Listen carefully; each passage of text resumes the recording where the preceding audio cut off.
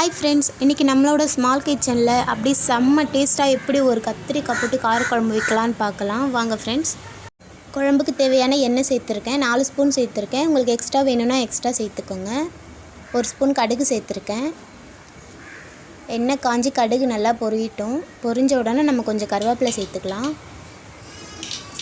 கருவேப்பிலை சேர்த்துட்டேன். இப்போ பார்த்தீங்கன்னா நல்லா பொரிஞ்சிட்ருக்கு. இப்போ பொடி பொடியாக கட் பண்ணி வச்சுருக்க வெங்காயத்தை சேர்த்துடலாம். நான் ஒரு 200 கிராம் வெங்காயத்தை வந்து பொடி பொடியாக கட் பண்ணி வச்சுருக்கேன். அதோட ஒரு பச்சை மிளகாய் கீறி வச்சுருக்கேன்.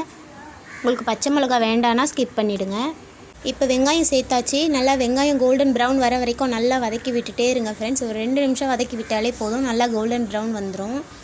சாரி ஃப்ரெண்ட்ஸ், நான் ஒரு 6 பல் பூண்டு சேர்த்துருக்கேன். அது வந்து சரியாக கேப்சர் ஆகலை. இப்போ ஒரு 350 கிராம் தக்காளி, இந்த மாதிரி நல்லா பழமான தக்காளியாக பார்த்து இந்த மாதிரி பொடி பொடியாக கட் பண்ணி வச்சுக்கோங்க. இப்போ தக்காளி இதில் சேர்த்துடலாம். சேர்த்து நல்லா ரெண்டும் மிக்ஸ் ஆகிற மாதிரி நல்லா வதக்கிட்டே இருங்க. வெங்காயமும் தக்காளியும் நல்லா சுருண்டி வதங்கணும். காரக்குழம்புக்கு வந்து வெங்காயம் தக்காளி நல்லா சுருண்டி வந்தால் தான் குழம்பு நல்லாயிருக்கும். அதே மாதிரி தக்காளி பழமாக இருந்தால் தான் வந்து குழம்பு நல்லாயிருக்கும். இந்த மாதிரி காரக்குழம்பு அந்த மாதிரி வைக்கும்போது தக்காளி எப்போவுமே பழமாக இருந்தால் தான் குழம்பு நல்லாயிருக்கும். இப்போ நல்லா தக்காளி சுருண்டிருச்சு. இப்போ வீட்டு குழம்பு மிளகாய்த்தூள் ஒரு 3 ஸ்பூன் போட்டுக்கிறேன்.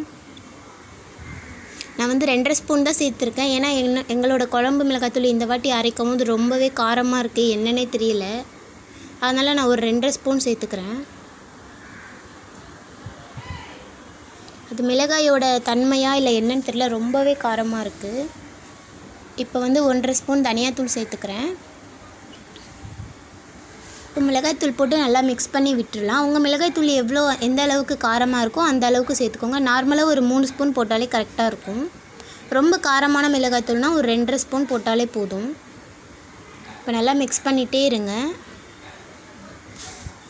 ஒரு 2 நிமிஷம் மிக்ஸ் பண்ணால் போதும், நல்லா மிக்ஸ் ஆகிடும்.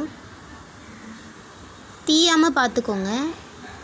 இப்போ 150 கிராம் கத்தரிக்காய் வந்து இந்த மாதிரி 2ஆக கட் பண்ணி வச்சுருக்கேன். அதை இதில் சேர்த்துடலாம். இந்த ஸ்டேஜில் சேர்த்து நல்லா வதக்கிட்டே இருங்க. தீயாமல் குழம்பு பார்த்துக்கோங்க, ஏன்னா அப்படியே விட்டிங்கன்னா அடி பிடிச்சிரும். ஏன்னா புதுசாக செய்கிறவங்களுக்குலாம் வந்து அவ்வளோவா தெரியாதுல்ல, அதனால் வந்து சொல்கிறேன். மாதிரி வதக்கிட்டே இருங்க. கத்திரிக்காயோட கலர் கொஞ்சம் லைட்டாக சேஞ்ச் ஆகிருக்கும், பார்த்திங்கன்னா தெரியும், நல்லா சேஞ்ச் ஆகிருக்கு. இந்த ஸ்டேஜில் வந்து ஒரு சின்ன லெமன் சைஸ் புளி வந்து இந்த மாதிரி ஊற வச்சுருக்கேன். அதை வந்து கரைச்சி இதில் சேர்த்துடலாம். புளிப்பு கொஞ்சம் எவ்வளோ வேணுமோ அவ்வளோ சேர்த்துக்கோங்க. இந்த புளிப்பு வந்து எனக்கு கரெக்டாக இருக்க மாதிரி இருக்குது, அதனால் இதுவே நான் போதும்னு நினைக்கிறேன். நல்லா மிக்ஸ் பண்ணி விட்டுடலாம்.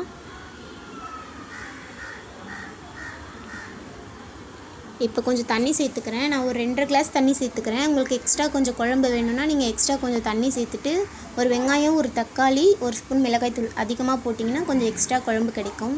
தண்ணி சேர்த்தாச்சு. இப்போ குழம்பு கொதிக்க அப்படியே குழம்பு ரொம்ப கட்டியாகிற மாதிரி இருக்கும். அந்த ஸ்டேஜில் உங்களுக்கு கொஞ்சம் தண்ணி வேணால் கொஞ்சம் தண்ணி சேர்த்து கொதிக்க வச்சுக்கோங்க. இப்போ தட்டு போட்டு மூடிடலாம். ஒரு 5 நிமிஷம் நல்லா கொதிக்க வைங்க, குழம்பு நல்லா கொதிக்கிற அளவுக்கு. இப்போ குழம்பு நல்லா கொதிச்சிருச்சு.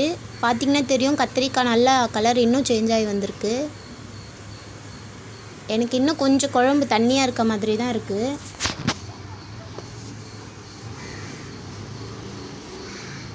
பார்த்திங்கன்னா தெரியும். இன்னும் ஒரு 2 நிமிஷம் நான் தட்டு போட்டு மூடிக்கிறேன். இப்போ நல்லா குழம்பு வந்து கொதிச்சிருச்சு, நல்லாவே கொதிச்சிருச்சு குழம்பு.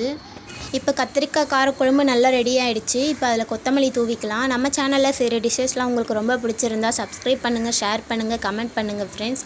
நீங்கள் சமைச்சு பார்த்துட்டு உங்களுக்கும் எப்படி இருந்துச்சுன்னு எனக்கு கமெண்ட் பண்ணுங்கள். Thank you friends.